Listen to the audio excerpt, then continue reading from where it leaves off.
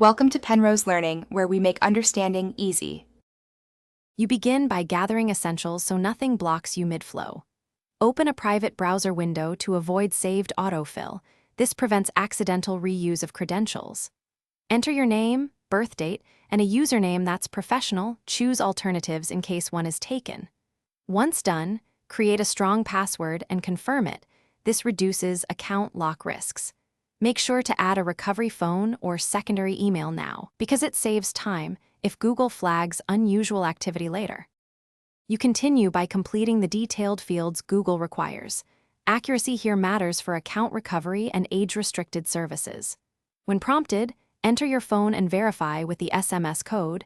This unlocks two-step authentication options and helps with account recovery. Next, read the privacy and personalized ad settings.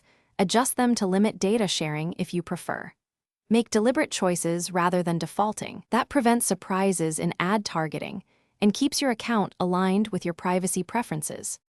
You finalize setup by agreeing to Google's terms, completing any CAPTCHA, and confirming account creation.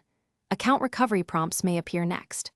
Once created, enable two-step verification to add a second authentication layer, like SMS or an authenticator app, which greatly reduces hijacking risk.